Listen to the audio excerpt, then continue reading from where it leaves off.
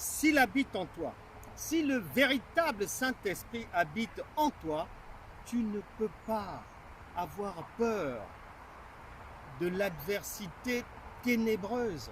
Tu ne peux pas. C'est à eux de prendre leur distance vis-à-vis de toi et non pas l'inverse.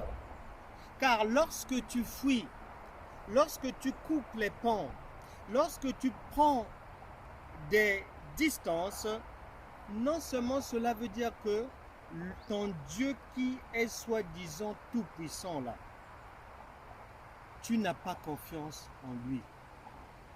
Et deuxièmement, cela veut dire que pour toi, il est incapable de te protéger, alors que dans le psaume 23, verset 1, il a dit que l'Éternel est ton berger et tu ne manqueras de rien, y compris que la sécurité divine de jour comme de nuit ne te feront jamais, ne te fera jamais défaut. La sûreté, la sécurité divine, la protection. Beaucoup trahissent Dieu dans l'ignorance, dans leur inconscience.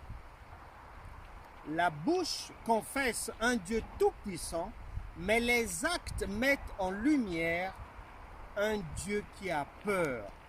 Raison pour laquelle beaucoup de païens refusent l'évangile qui leur est prêché par certaines personnes lorsque, au regard de leurs attitudes au sein de leur famille ou dans leurs cercles amicaux, ils constatent que non, c'est la fuite en avant devant les autres et ils ne peuvent pas te suivre avec un Dieu peureux.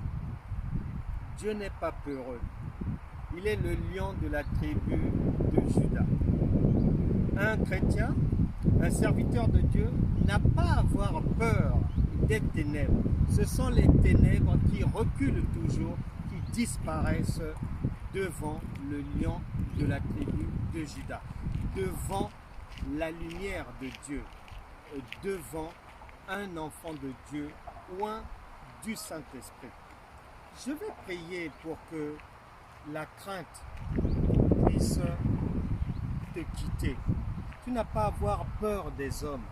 Nous ne combattons pas la chair et le sang. Éphésiens chapitre 6, à partir du verset 10, 12 et suivant. Nous n'avons pas affaire à l'humain, mais aux esprits méchants.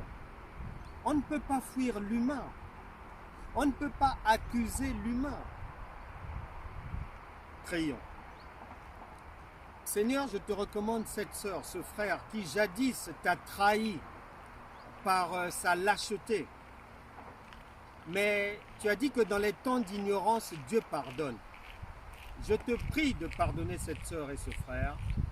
Relève-les en esprit et en vérité, afin que tout ce que leur bouche dira désormais, en déclarant qu'ils sont accompagnés 24 heures sur 24 par un Dieu tout-puissant, un Dieu protecteur, un Dieu qui ne recule devant rien, que leurs actes soient conformes à leurs propos. Manifeste ta grandeur dans leur vie, Seigneur. Relève-les définitivement, que leur cœur te soit acquis sans relâche, sans faille, désormais, au nom de Jésus. Amen. Amen. Merci.